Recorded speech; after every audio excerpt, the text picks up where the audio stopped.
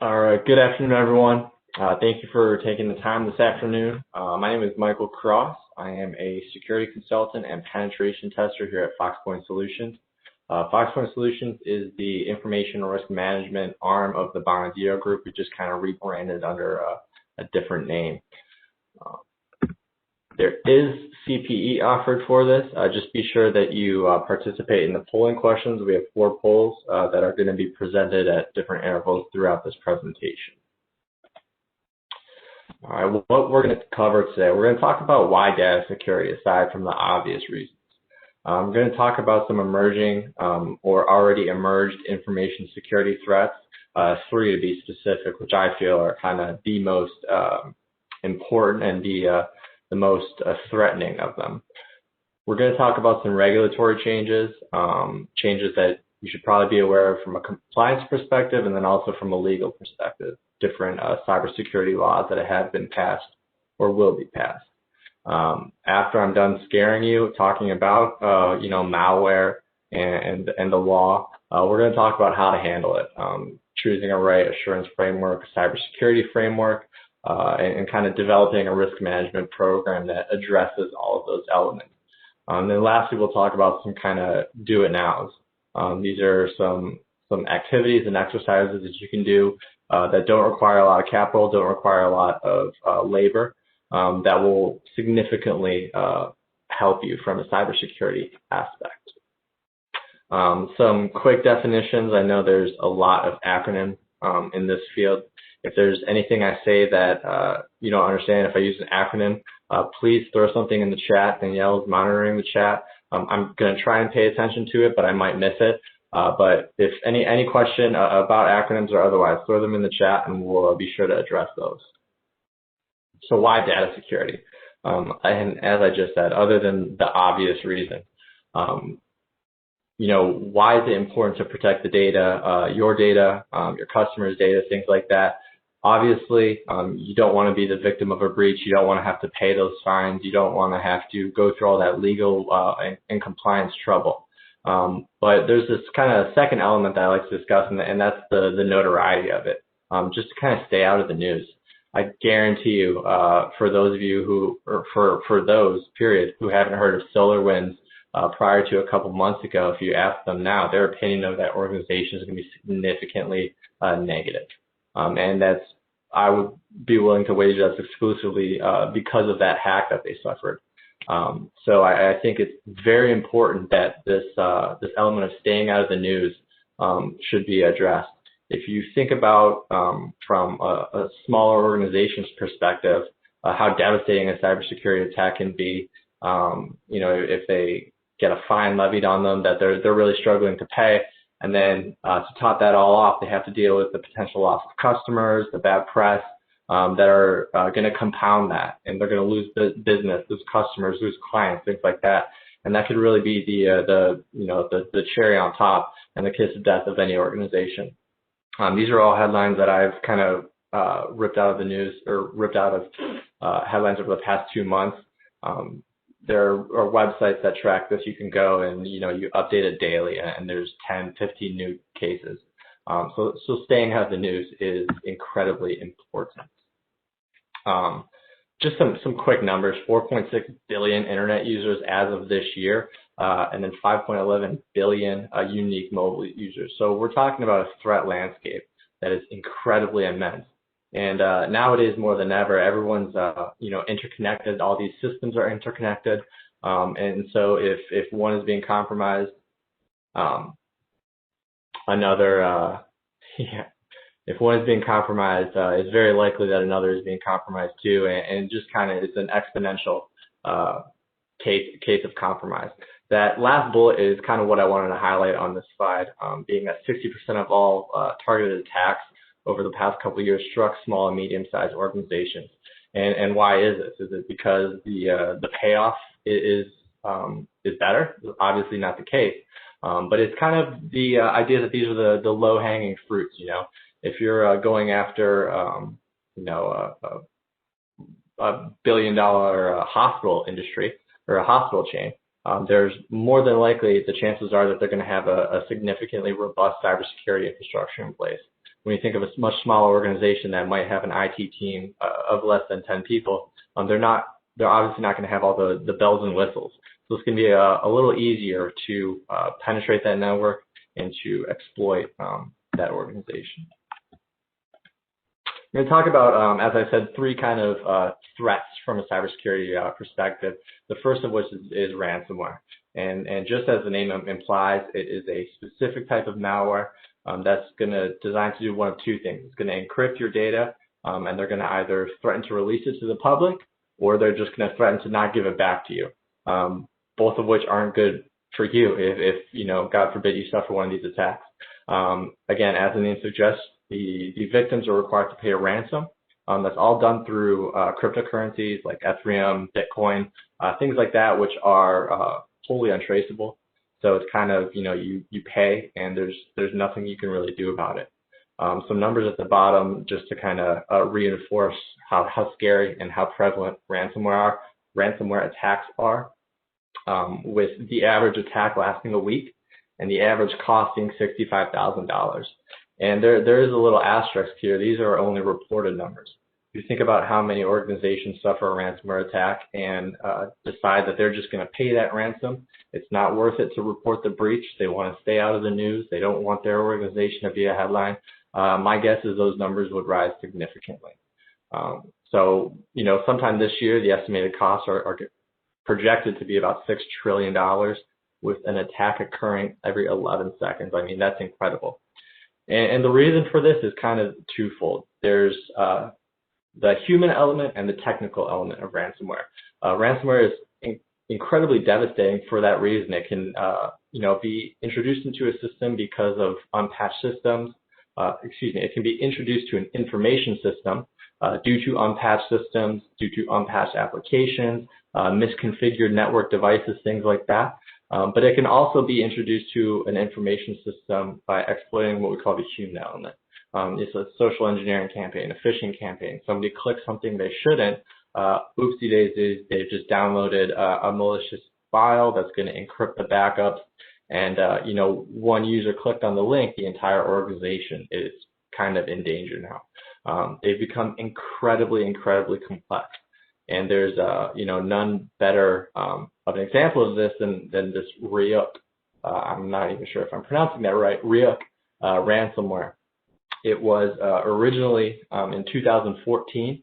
There was a malware, a banking malware called TrickBot, and what it did was spread from banking financial institutions, and it was a malware and a spyware. So it would lay dormant on the system.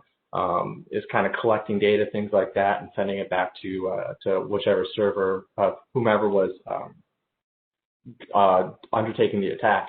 5 years later, they figured out that instead of containing spyware on these systems, they could introduce ransomware on these systems. So it's the same attack vector, but instead of dropping spyware on the system, they're dropping this Ryuk ransomware, and that was encrypting network drives, file shares. And the latest numbers I read are upward in the neighborhood of $3 million. So those bad guys, this Ryuk ransomware group has obtained from that. So there's this adaptability that these guys, will see how the cybersecurity environment is changing, and they're going to change their attacks, to most effectively exploit that. And if you think it has to be somebody with, this technical knowledge, the unfortunate reality is that it's not. There's, literal cybercrime as a service nowadays, where, you can get a DDoS booter rental. A DDoS is a distributed denial of service. And so what these, I'll call them what they are, what these companies do, is, you pay them $400 a week, $60 a day, whatever, and they will configure a DDoS application for you. You're going to point it at a system, click execute, and what it's going to do is going to hammer that system with so many malicious requests that the server doesn't know how to handle them. It's just going to shut down, and it does exactly as its name implies. It denies service to that particular system. So you really don't have to have any technical knowledge. You just have to have the money, and someone will do it for you. There's even stories that these guys have helplines almost, where, if you rent a malware booter or something like that's not working, you can call them up, and for X amount of dollars an hour, they will troubleshoot it for you.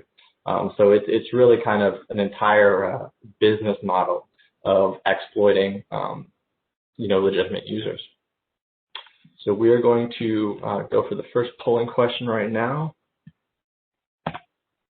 You should see it on the right of your screen.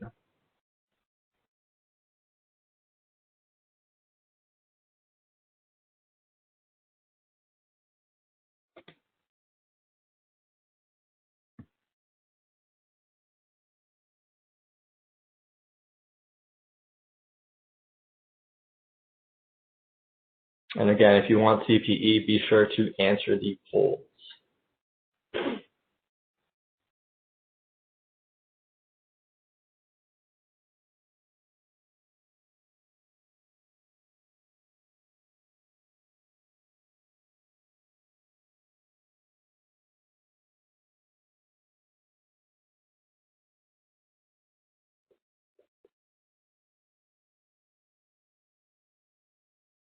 Go ahead and give it a couple more seconds.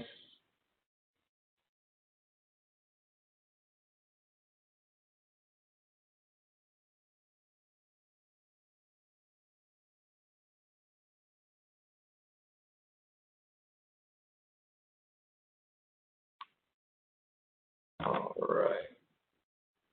And it looks like the majority of you, actually everyone who answered got it right. Ransomware is the correct answer. Now moving on, we briefly talked about social engineering and phishing. It's something that I'm sure everybody is aware of, as it's probably been hammered into all of you through your security awareness training at your organizations. But phishing and social engineering is the overall concept of exploiting the human element. Phishing itself is, as its name implies, it's tricking a user into clicking on something they're not going to. I'm sure we've all gotten emails from someone who we don't expect to get emails from. Maybe it's somebody claiming to be our boss. Hey, can you click on this just to validate X, Y, and Z? And you click on it and nothing happens. No harm, no foul. You just close it. But what a lot of these do is after you click on the link in the background, there's some malicious process running. Maybe it's downloading something to your computer. Maybe it's exfiltrating something from your computer. There's a lot of damage can be done from a phishing attack, and it really depends on how that person has decided to construct that attack. But this is, I would say, probably the biggest threat facing any organization. And I say that because from a risk management perspective, the number one threat to any organization is going to be its users. As a penetration tester, when I do ethical hacking, I could spend hours and hours and hours, going up against a firewall trying to figure out how to bypass it, exploit it, whatever. Or I can, create a fake email and send it out to 100 people and hope one of them clicks on it. In terms of effort, there's not a lot of effort involved after the initial, after I've built the email and, constructed the idea of what I want it to say. But I just kind of fire it out there. And that's where you get the name phishing from. I'm just kind of throwing a net and seeing who clicks on it and what I get from there. Nowadays, you'll hear the term spear phishing. 5-10 years ago, spear phishing was the name given if you're phishing a specific person. Say I want to phish the CFO, so I'm going to research everything about the CFO's life, come up with this pretext of something I think they'll click on, and really kind of formulate my attack based on them. I make the argument nowadays with the amount of information that's on the web, with LinkedIn, things like that, most phishes are going to have, they're going to be more akin to a spear phish. I can go on LinkedIn, I can go on a website, first of all, go to the contact us, find an email address, and now I have, okay, this organization does first initial, last name at acmecorp.org. So I have the format. I'll go to LinkedIn and I'll find everybody who says they work at that particular organization, and I'll make my own list. So now I have this huge list of 100 targets, more or less. I can start sending emails, and based off of the error messages I receive, I can say, okay, well, they're using Outlook. I know Outlook has this security. They're using Gmail. Gmail does this, for example. So with the amount of information that's just readily available nowadays, it's really scary how well an attacker can specifically formulate a social engineering campaign for any specific organization. Based on, there was a 2019 study done by Trustwave Security it's called the Global Security Report. I'm anticipating one to be done soon for 2020, but it's not done yet, so these numbers are from 2019. But phishing and social engineering attacks they made up for 50% of all breaches in 2019, which is astounding. The next largest attack or method of compromise was application exploits, and that was only about 10%. So you can really see how easier it is and how much focus is being given from these bad guys on phishing and social engineering and that element. And it really kind of hammers home the need for security awareness training, because like I just said, the end user is going to be the biggest chink in the armor, so to say, and that's not a bad thing. It's not, or excuse me, let me say it's through no fault of their own. But it is what it is. There's what we call user apathy, where you might feel like I am just a cog in a wheel, and it doesn't matter if I get an email. What's the worst that can happen? I'm going to open it. It's whatever. But as I said at the start of the presentation, one person clicking a link is sometimes all it takes to completely compromise an entire organization. So hammering home the importance of data security and the role that each individual person plays is incredibly important in any security awareness program. And just, from a financial element, just the same as with ransomware, there is a lot of money that is being lost due to social engineering or as a result of social engineering and phishing. Lawyers are lining up class action lawsuits for data breaches that are stemming from social engineering and phishing campaigns. So again, just another reason to really, really take this seriously. And then the third kind of threat that I want to talk about is RDP. Now, obviously, with COVID hitting last year, the entire workforce environment, the landscape of that is significantly transitioned into a remote workforce. And there's different mechanisms on how to provision remote access, but RDP is probably the most popular. Pretty much what it does is it provides a connection over the internet between two workstations. So you're at home, you're in your home office, wherever, you RDP into your work computer, and you are effectively at work on that computer. Even prior to COVID-19 hitting last year, it was a huge target. The port at which it operates on has been consistently the fourth most targeted port by attackers. And that's just because of how RDP is implemented, how it operates. Being able to exploit a remote connection into a specific computer is incredibly lucrative from a hacking perspective. So that's always been, a huge target for any of the attackers. No greater representation of the adaptability of malicious attackers than this graph at the bottom right. These are attacks against RDP, and I know it's kind of small, so I'll just kind of briefly explain it. These are attacks against RDP specifically, and right in the middle of the graph is looking at the specific days, March 8th, 2020, which is when pretty much most of the country went into a lockdown. Attacks against RDP almost quadrupled in this time. And what that says is, the workforce went to this remote environment. The bad guys noticed that, they pivoted, and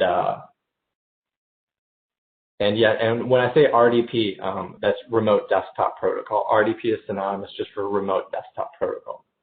And so what that means is the workforce transitioned to a remote workforce environment.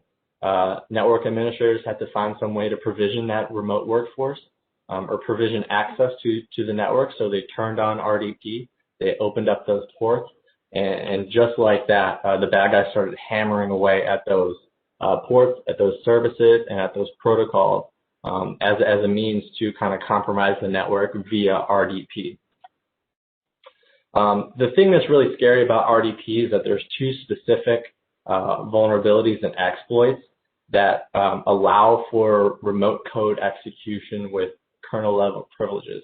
And without getting too deep, remote code execution means I can, execute code from my computer just as if I was sitting at that computer.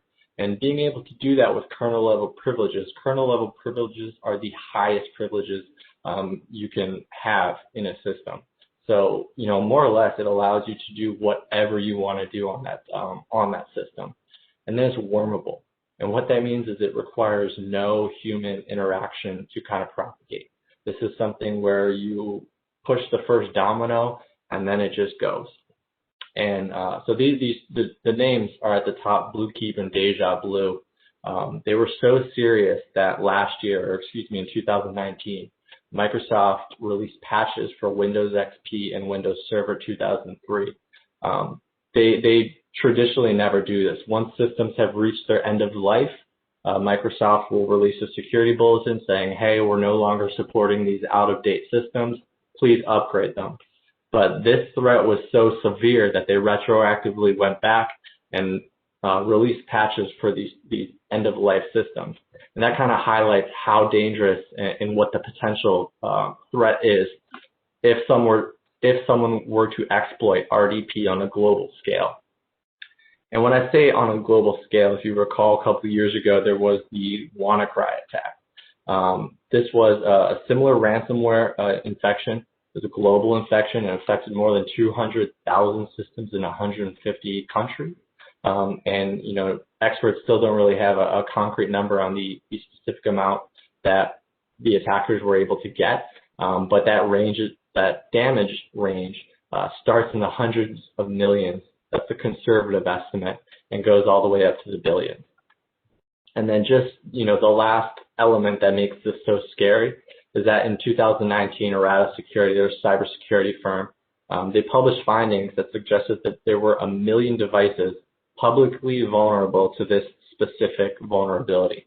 The NSA has seen, we have seen the devastating damage inflicted by these worms on untouched systems.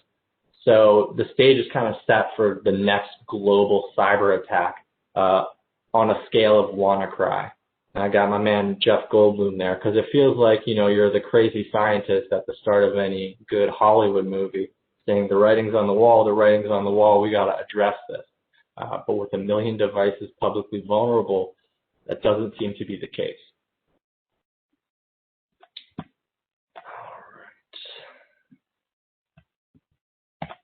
Polling question number 2 is up on the right of your screen.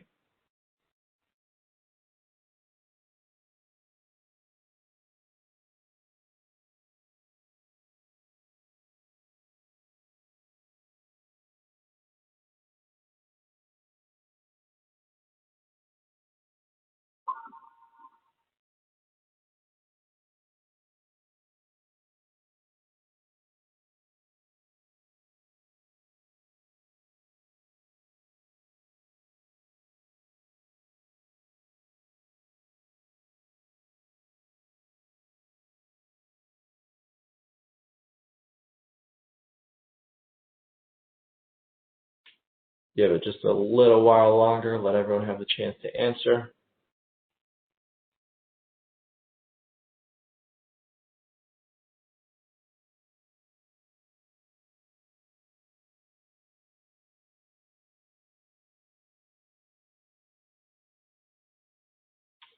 All right, and it looks like the majority got the answer right. It is B, social engineering. It's the leading cause of all.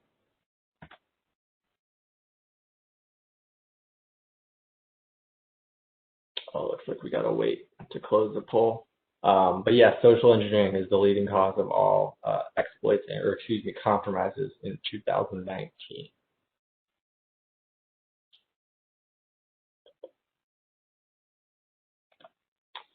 All right, so moving on from those, technical considerations, there are some regulatory and legal considerations that you need to be aware of. The first we'll talk about is this unnamed assembly bill. I just call it the remote bill. But on Labor Day last year, Andrew Cuomo signed legislation, and it requires public employers to create plans to adequately protect their workforce in the event of another, state disaster or pandemic like we've experienced. There are a bunch of different things that it requires. I identified four of the kind of the big ones, and I put in bold the bottom one. That's the one that we're going to talk a little bit more about. But what it does is it requires the employer to identify who's essential, who's not, identify what's needed from a PPE, personal protective equipment perspective, who needs what. It requires them to stagger work shifts appropriately, and it requires them to provide necessary technology for telecommuting. It doesn't really address information technology or technology in general past that, but when we talk about, in a couple slides, we're going to talk about Shield.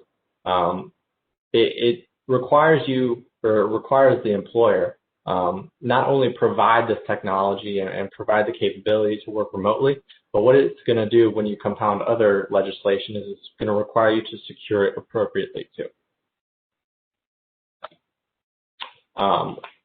From a policy and procedure perspective, this is going to mean maybe not a complete overhaul, but there's definitely going to be some considerations with regards to disaster recovery planning and business continuity planning.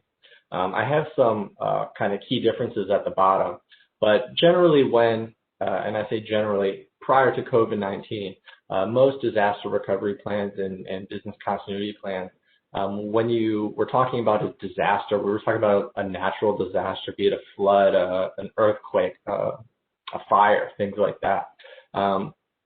While, some organizations and some very robust plans did have the kind of pandemic included in there, not a lot did. And as you can see, there's, vast differences between a natural disaster and a pandemic. And what we saw is a lot of organizations were really unprepared in how to kind of react and handle this. So when this remote assembly bill comes into law, which as you'll see, or as you see, is April 1st of this year is kind of the compliance date. It's likely going to involve some work for DRPs and BCPs to make sure that they address the differences that a pandemic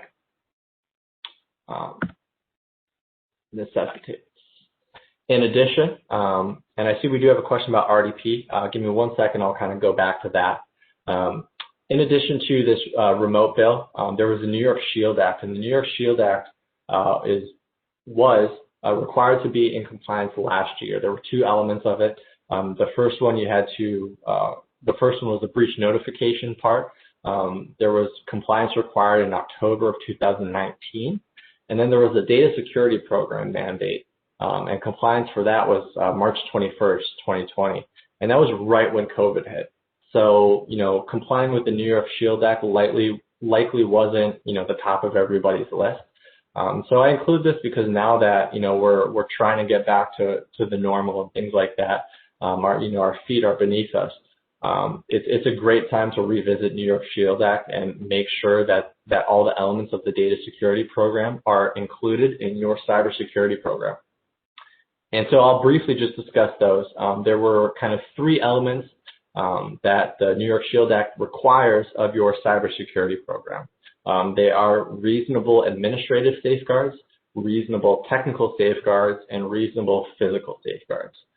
Administrative safeguards are going to be, your policies, your procedures, making sure, you're doing things the right way, they're documented, things like that. Technical safeguards are going to be, the firewalls, the IPS, the network configurations, antivirus, things of that nature. And then the physical safeguards are going to be just that, locks on doors, cameras in closets, RFID badge readers, things like that.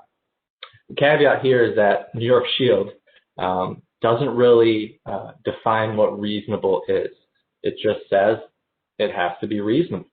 And when you think of who New York Shield applies to, first of all, say if you touch data, personal data of a New York resident, it applies to you. So as likely it's going to be everybody on this call, whether you be a mom and pop shop or Chase Manhattan. New York Shield applies to you all the same. Obviously, what's reasonable for an organization like Chase is not going to be reasonable for a mom and pop credit union in Rochester. And so I'm curious to see how this gets regulated. I'm sure starting sometime next year, we'll start to see, how the Shield audits go, what they're looking for. But all the same, it requires that you have a cybersecurity program and you have implemented these 3 safeguards in a reasonable manner. And then there are some other regulations to be aware of. HIPAA is a big one, obviously. The security rules specifically addressing the protection of electronic protected health information. In addition, there's PCI DSS. Version 4 is anticipated sometime this year. Last year, it was anticipated at the end of last year. That goalpost is always getting moved back, so I wouldn't be surprised if it doesn't get released this year. But if you're touching credit card data, storing it, transmitting it, it's passing through your network, PCI is likely going to apply to you. And while most of it revolves specifically around the card data and the environment through which the card data is being transmitted, there are some kind of ancillary network considerations with regard to physical security, with regard to administrative security, things like that. So there's this big focus on network segmentation, knowing where your data is, what systems it's on, and what the different laws and regulations apply to each. In addition, if you have a self-funded or a privately insured medical plan, New York DFS could be in scope for you as well. So the big thing here is to kind of know where your data is and know what laws and regulations are applying. And getting counsel involved to do a data inventory is a great idea. Now I will open the third polling question.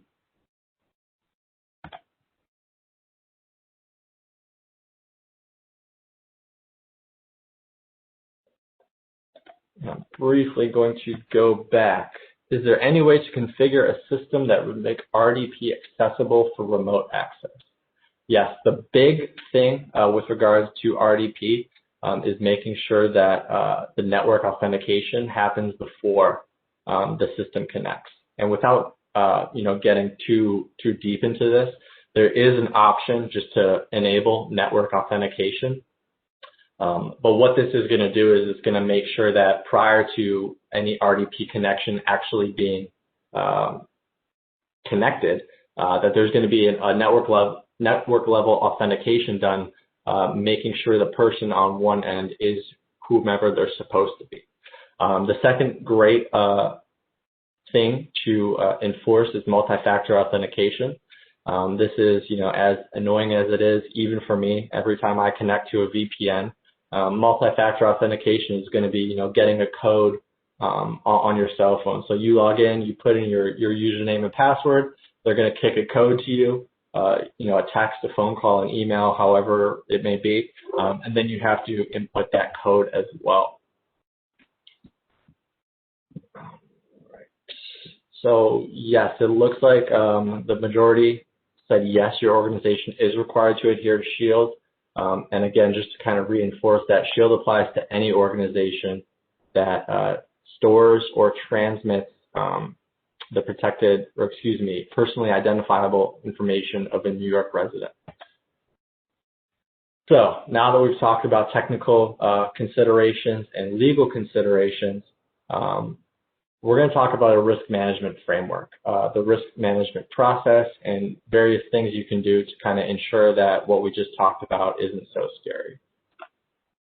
Risk management itself is the overall process of managing risk associated with the use of specifically IT for this conversation. When we're talking about risk management, we're talking about what we call the CIA triad, is the confidentiality, integrity, and availability of your data. You want to make sure that your data is secure and only those who are supposed to and authorized to see it can see it. That's the confidentiality. You want to make sure your data says what it's supposed to. That's integrity. If you log off at the end of the day and your database says 100, when you log on the next day in the morning, you want to make sure it still says 100, or that no one was able to go in and change it or modify it. And then availability is just that. You want to make sure that you can get to your data, your clients, your customers can get to the data when they need it. So we talk about this, the CIA triad is kind of the umbrella for which risk management is applied. Risk management is an ongoing process. It's not something you do once and then you're done with. Just as we talked about, the threat landscape always evolving. We talked about the adaptability of, malicious attackers and bad guys. Your risk management program, your cybersecurity program needs to be as adaptable. We're going to get into NIST in a little bit, but just the logo at the bottom is a perfect representation of this. Once you get to the 5th step, you're not done. You start back over at the 1st step. And so NIST is kind of, one of, without sounding, too subjective here, probably one of the better cybersecurity frameworks. It's the one that we at FoxPoint use for all of our risk assessments. And we use specifically the NIST 800 series, the SP 800 series. And what this is a collection of cybersecurity white papers, things like that, that are widely regarded as kind of the benchmark for best practices. In our risk framework, there are something like 20 different kind of control families. And within those control families, we have, 5 to 10 different controls. We'll assess physical security. We'll assess access controls. We'll assess technical controls, media transport. All of those. There is a white paper from NIST for all of them. Just the same as we said, it's always evolving. This 800 series, they're always adding to it. They're always modifying it, adding it as necessary. There is ST 800-46 revision 2. That is the specific kind of guide to enterprise telework, remote access, and BYOD security. So when you or your organization is kind of assessing compliance with that Senate remote bill that's going to be enforced April 1st of this year, ST 800-46 revision 2 is a great place to start because it really talks about the most effective and secure ways to provision, mobile devices, the most secure ways to kind of provision VPNs, things like that. And so, as I said before, there are kind of 5 elements of the NIST, the CSS, the Common Security Framework. And they're included in the logo at the bottom. Briefly, they are identify, protect, detect, respond, and recover. And I'm going to briefly discuss the 5 of them and kind of how they all apply. But the kind of important thing to reinforce here is that after you're done with the 5th, which is recover, you're not done. You go back in and you start reassessing your identification security or your identification controls to make sure that your risk management program is always kind of evolving. So from an identification perspective, ID, this is what we talked about very briefly before, knowing where your data is and knowing who has access to it.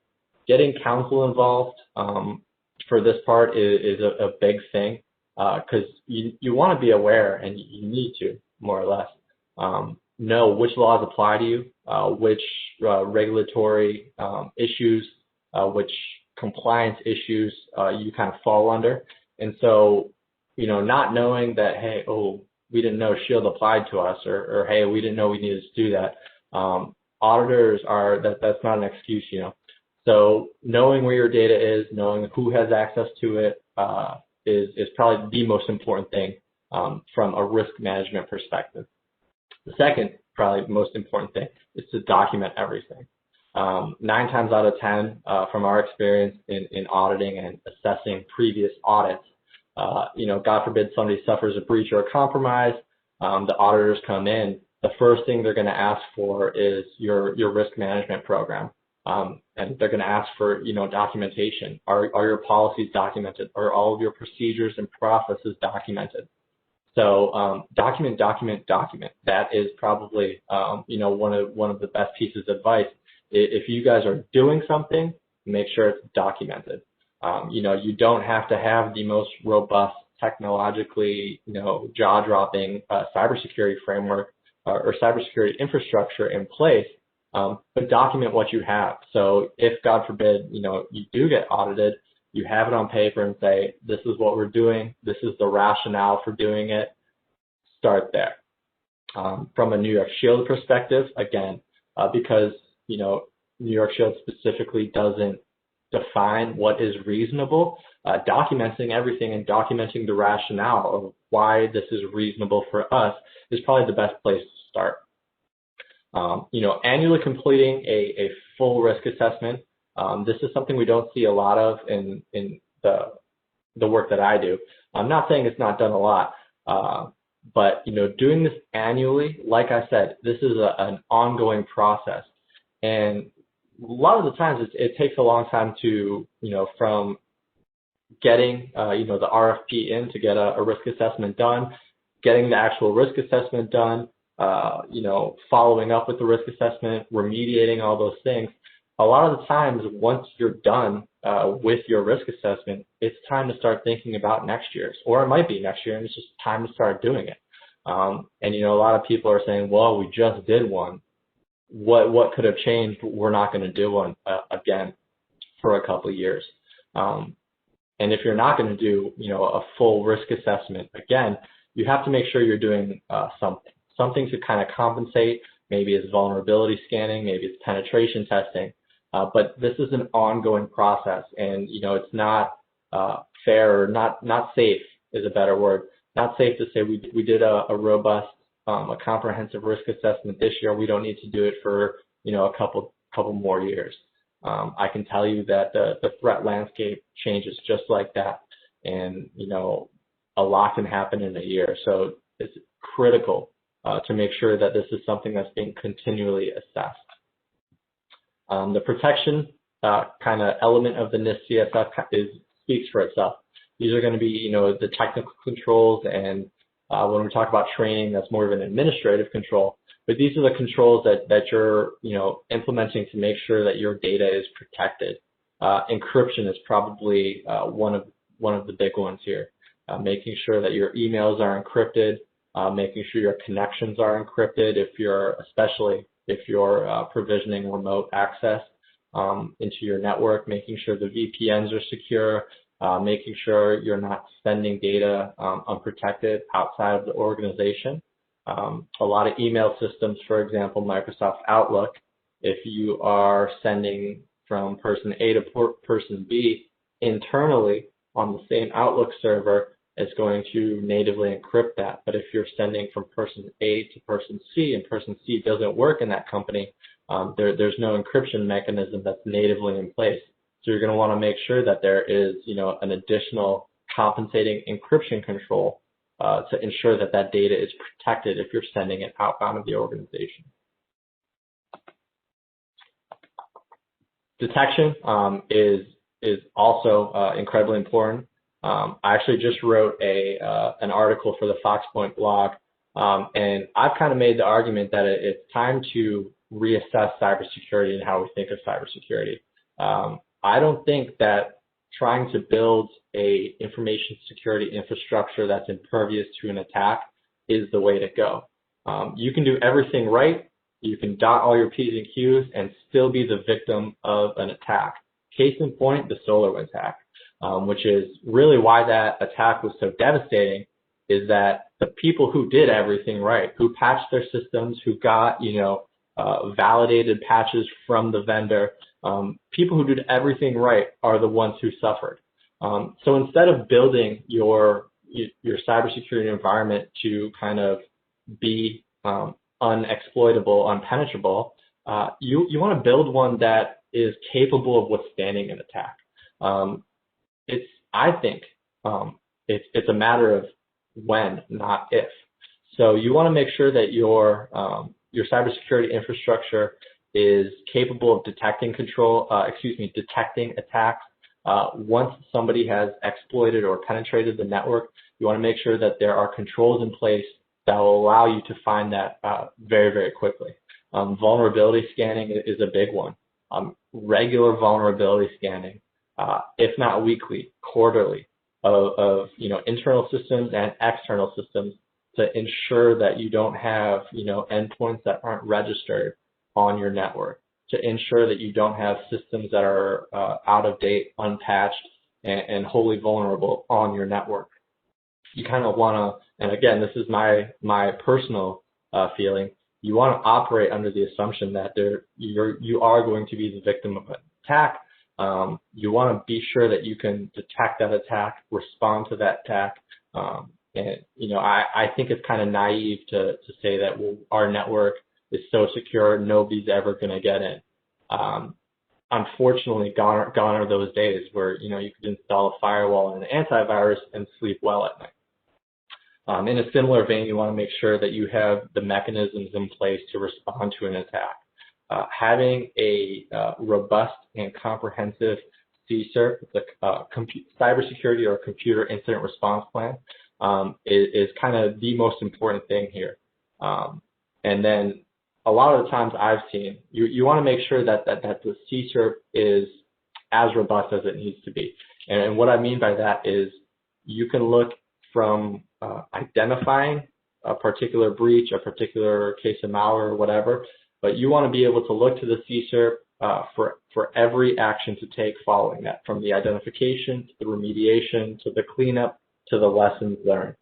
You want to be able to have a CSIRP that allows you to say, okay, John Doe left their computer on a train.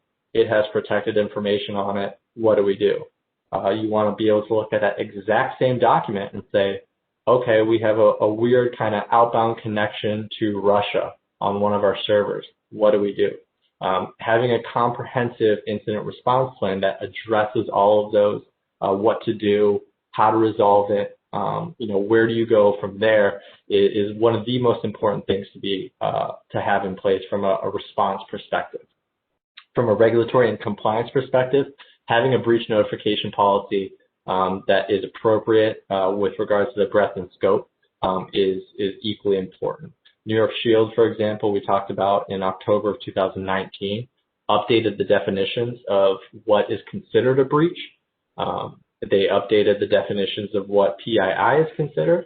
And so making sure that your breach notification plan is in line with that is absolutely essential. And then the last is going to be recover.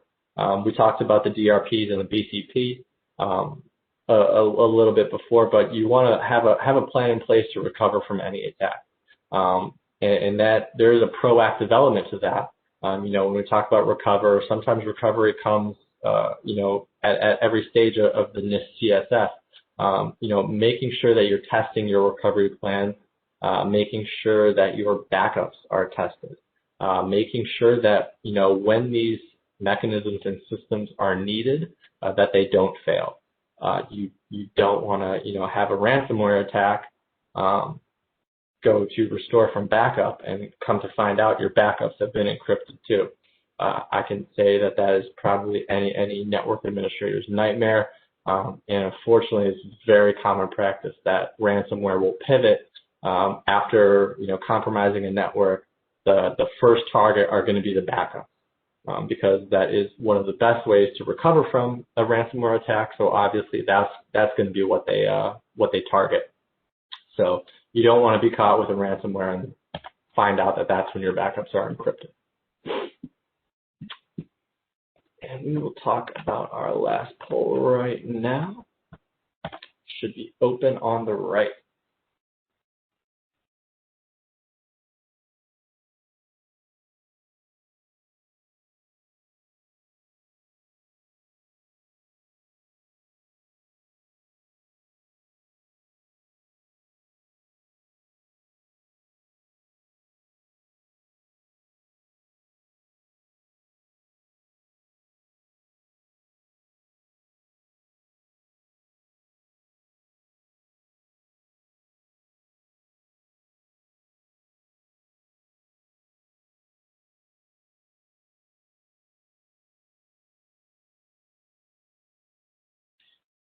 Gonna give it about 30 more seconds.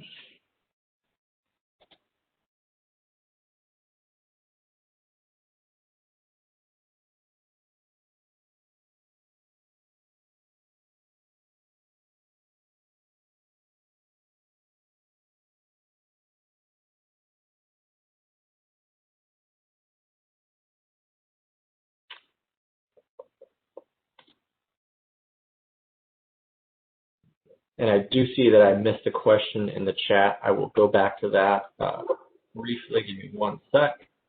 Polling is done, and most everybody got this correct. Is D, all of the above. The most effective risk management program will include all. Briefly, just had a question going back to RDP. Is that a concern when an organization uses Microsoft Office 365 and uses Intune for mobile device management?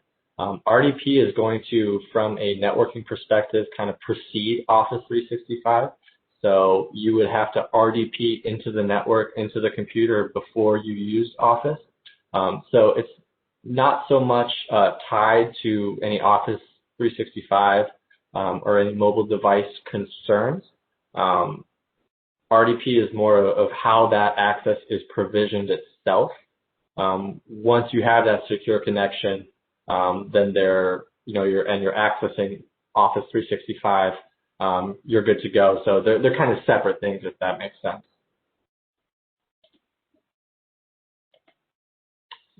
So these are some kind of quick do-it-nows if you're kind of unsure of where to start. As I said before, knowing where your data is probably the most important. Doing kind of like a swim lane exercise, we call them, is a great idea. Is documenting from when we take a customer, a client's data, when we take it, from when we enter it into the information system to when we ultimately destroy it. Where does it go? Who touches it? What systems is it on? I can tell you from personal experience doing HIPAA audits. We'll sit down with the IT director for an interview. We'll say, hey, where is the PII? What systems is it on? We'll get told it's on X, Y, Z. That's it. And then we start talking to the people who actually, use the data, touch the data, and they're saying, well, no, we store it here, and it also is here, and we'll use these systems here. And what we come to find out is that, the people who are using the systems are using them in entirely different ways than, whomever designed them. And the data is in a lot more places than they think. So knowing exactly where your data is, and then your obligations to protect it is absolutely critical. Being an active part of the risk assessment is kind of should go without saying, but a lot of the times when I'm on site and I'm doing a risk assessment, I have to kind of preface all of my work with, hey, I'm on your team. This is an assessment or an exercise that is being done for your benefit. I'm not trying to here to say, gotcha. It's important to identify these things. And so being, an active part of the risk assessment, being honest, sharing who has what access. A lot of the times we see exception lists, be it, somebody, and oftentimes it's somebody who's very, very high up. The CEO doesn't want to have a password that's 15 characters long. So, his password is 6 characters long, because who's going to tell the CEO no? Well, the CEO is a big fish from a fishing perspective. And so a lot of times, the people that are included in these exception lists are also, high value targets. So watching out for exception lists is a big thing to do, because, control can't be operating effectively if there are kind of asterisks. And yes, we have a great password policy, except for these people. A vendor management risk assessment is nowadays probably as important as your own organization's risk assessment. Including a vendor management element in any risk assessment is kind of what we recommend now. because, and again, going back to the SolarWinds hack, there's an increased focus on, the supply chain and making sure that your vendors are contractually obliged to meet the same standards of cybersecurity as your own organization. New York Shield, for example, requires that. It requires that, moving forward after March 20th, 2020, when that data security program was required to be implemented, it requires that all vendors are contractually obliged to meet the exact same reasonable standards that your own organization is. So, there's a big focus on, downstream third parties and vendors, kind of circling back to your data. Your data is your responsibility, regardless of where it is. So, if you're using a third party and a vendor and they're touching your data in any way, you are just as responsible for their security controls over your data as they are. So you want to make sure that that's contractually enforced. For example, maybe you have a right to audit your vendors. Maybe you include that provision in the contract. But there definitely needs to be a big focus on the vendor element. Lastly, we want to talk about, vulnerability and penetration testing. Specifically, the idea is, you can't assess a risk that you don't know you have, or you can't address a risk that you don't know you have. So, plugging identified unknown holes is the idea here. Making sure you know which systems are vulnerable, which mechanisms by which your network can be penetrated, things like that. You need to know this. It's not comforting information. It's not great to know that, oh, we are, incredibly not secure and a person can hack us, 10 different ways to Sunday. But if you don't know that, you can't really assess that risk. So making sure you plug those holes is absolutely essential. And I'm going to leave you with, these key items that have probably been hammered into you by your own IT directors every day. I know they are for me. Be skeptical. Don't click on links you don't know. It is, 100% of the time it's better to reach out and say, hey, I got an email from you. Is this link legit? Should I do it? We all got, for Christmas, we got Amazon gift cards from our boss. And I got an email that said so-and-so has, submitted you have received an Amazon gift card from so-and-so. Great. But the first thing I did was call him up and say, hey, was that you? Did you actually give me an Amazon gift card? Because I know from personal experience, when I'm doing phishing attacks, Amazon is a great way to get people to click on a link because it's their money. If you get a receipt that says thank you for your purchase, the first thing we're going to do is click on it, say, hey, I didn't make this purchase. So having that healthy skepticism and being smart is incredibly essential. With that said, I have my contact information there at the bottom. Any questions that didn't get asked or any questions as a result of this presentation, feel free to shoot me an email. All of the kind of things we talked about, exercises we talked about, I'm involved in all those at FoxPoint, so I'd love to answer any questions or have conversations about them if need be. That being said, I'm not sure if I'll turn it over to Danielle. I think we're all set. So again, I want to thank everyone for their time this afternoon, and try and stay warm if you're upstate like me, buried in snow. Thank you.